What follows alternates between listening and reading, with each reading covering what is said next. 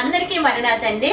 ఈ రోజు వాక్యము ఆదికాండం 22వ అధ్యాయం 16వ వచనం చూస్తా ఉంటే, నీవు నీకు ఒక్కడై ఉన్న నీ కుమారుని వెనుక తీయక అని దేవుడు అబ్రహాముతో మాట్లాడుతూ ఉన్నారు. అబ్రహాము దేవునికి పూర్తి సమర్పణ చేయబడ్డారు కనుక మరి దేవుడు తన కుమారుని బలిమన్నప్పుడు ఇవ్వడానికి సిద్ధమయ్యారండి.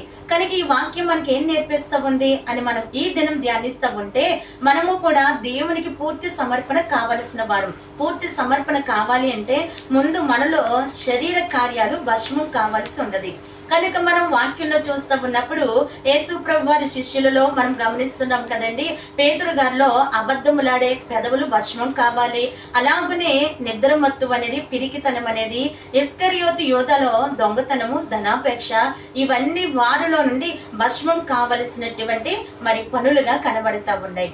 కనుక మనము కూడా ఈ దినము ఆలోచన చేసినప్పుడు మనలో ఏ శరీర కార్యాలు దాడి చేస్తా ఉన్నాయి, ఏ యొక్క కార్యాల వల్ల మనం దేవునికి పూర్తిగా సమర్పణ చేయబడలేకపోతున్నామని ఈ వాక్యం ద్వారా పరిశీలన చేసుకుందాము.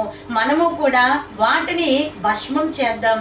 ఇశ్రాయేలీలు బంగారపు దూడను కాల్చినట్లుగా మన శరీర కార్యాలన్నీ కూడా మరి కాల్చివేసి విడిచిపెట్టి దేవునికి పరిశుద్ధమును అనుకూలమునైన సజీవ యాగముగా సమర్పణ చేసుకుందాం. అట్టి ధన్యత ప్రభు ఈ వాక్యం వినిచిన వారందరికీ దయచేయును గాక.